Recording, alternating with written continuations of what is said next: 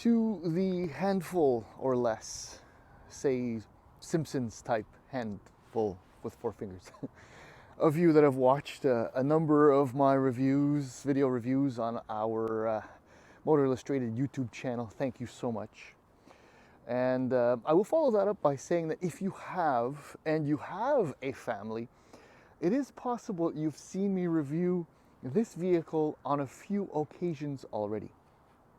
In fact, I've become something of a Toyota Sienna glutton because this is, I think, my 5th time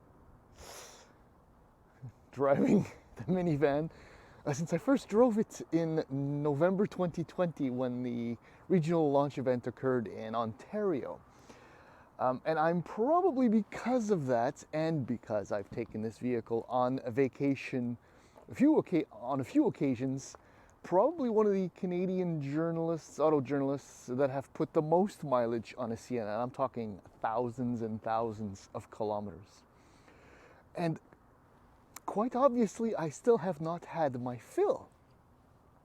But for this review, what I want to do is just, well, it's not really a summary, but what I want to do is just point out 4 of the most important things that make me come back to the Sienna year after year, and in on some occasions more than once a year. Some things have changed, I have to admit, since the 2021 model year, and the one thing is that pricing has gone through the roof. Delays haven't exactly shrunk per se between the time you ask Toyota for one, dealership, whatever, and the delivery time. But I can tell you that if this car minivan, was available for just shy of $40,000 for the 2021 model year when it first arrived, now it's available for just shy of $45,000, and not much has changed. But other than the price, that is a good thing, because bar none, if you don't want to watch the video, go ahead. It should be a short one. It's still, in my opinion, the best minivan, despite the arrival of the Carnival for 2025 with a hybrid powertrain.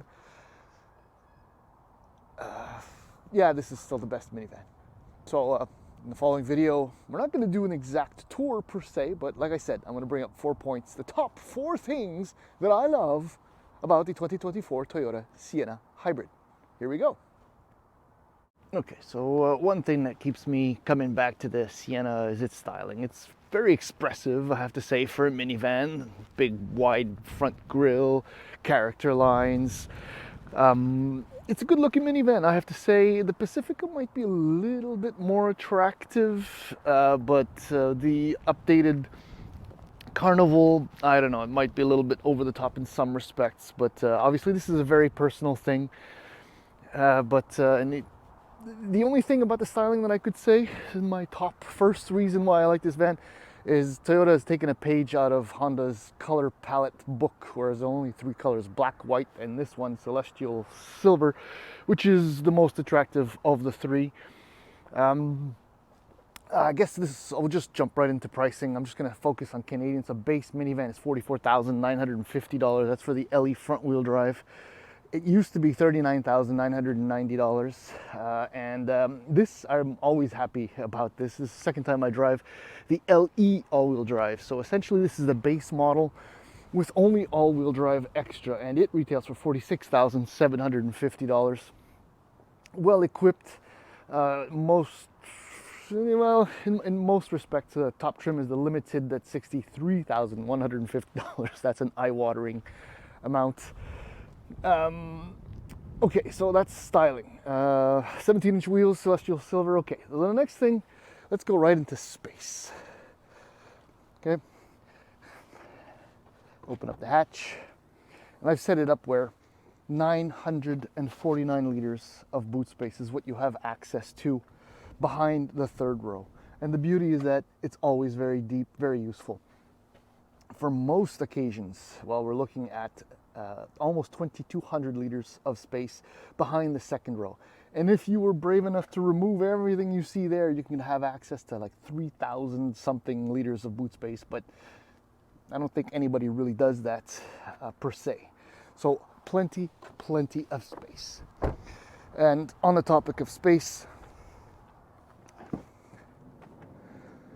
with the sliding doors and the sliding seats, I mean, there's always loads and loads of space. One of the things, definitely, top thing, ooh, a little bit dirty, top thing that I love about this. All right, so the next thing is a list of standard features which you get with the vehicle and for the value, because like I said, this is not quite $47,000, but you do get heated steering wheel. You get heated seats, the power side doors, as I just showed you, 9-inch display, Apple CarPlay, Android Auto, triple zone HVAC. It's fantastic. The level of equipment is, well, almost perfect. Maybe I'll give you a little bit bonus thing soon. The other thing, the next thing is storage. Now, storage is so key when you go on vacation like I have. It's incredible in this minivan. Toyota has really thought about absolutely everything. Decent door bins. This little shelf up here, I've used it for glasses, sunglasses, for wallets, for phones. This is a neat trick. You have a few extra ports right there. So storage number 3. And number 4, well, it'll be the drive. So one last quick view of this, and let's go. Tough, fooled you. Okay, so here's the bonus round. The one thing that I don't like, and it has nothing to do with the minivan per se, it's Toyota Canada's product planning department, which they and I should have a conversation. See, the XLE front-wheel drive has 2 things that are absolutely necessary for a happy family man, family person, family mother, whatever, when it comes to the minivan, and that's intelligent doors, because when it's locked, you have to take the key out. Nobody does that anymore in 2024, and there's no power hatch, right? No power hatch. That is horrible. Those are 2 things that you do get in the XLE, but it's only available front-wheel drive. And it retails for $47,950. So essentially, if Toyota Canada was smart enough to give us an XLE all-wheel drive for just shy of $50K, I think they would sell many more of these minivans, but there are none for sale or really available, so that's why they're not doing it. That's the only problem with this van. So this time, we are really going to go for a drive, I promise. Now, I haven't tallied all of the mileage that I've put on the Siennas over the years, but I think we're probably closing in, if I include the launch event and whatnot, the weeks that I've had it and the vacations that I've spent with it, probably close to 4,000, maybe a little bit more kilometers in the Sienna. And I truly I'm not bored. I'm not even bored. I mean, in fact, I'm very happy every time I get a Sienna. One of the reasons, well, it's standard hybrid powertrain, 2.5 liter, naturally aspirated 4-cylinder with the hybrid drive and the ECVT.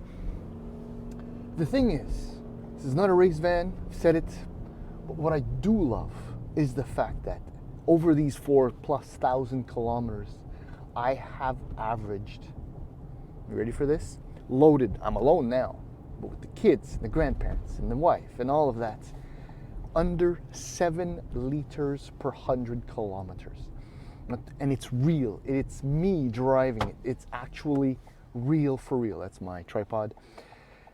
It's just incredible. I'm still mind blown by the fact that with, I don't know, 800 pounds of stuff and people in this van driving through the White Mountains through New Hampshire, I averaged under 7 liters per 100 kilometers. Toyota says you'll get 6.7 liters per 100 kilometers with the all-wheel drive, 6.6 liters with the front-wheel drive. Effectively, there is no difference between the two.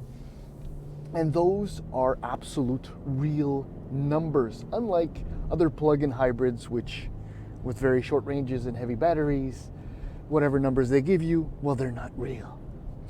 And I will end on the following note. Because I've driven a number of versions from the Limited to the XSE and the LE, never driven an XLE in fact, there is one massive difference, and that's the sport-tuned suspension in the XSE, which kind of takes away from the otherwise extremely comfortable and competent driving experience that is delivered by a minivan, by this minivan. In other words, you want to stay away from the XSE because of the larger wheels and the less forgiving dampers and springs.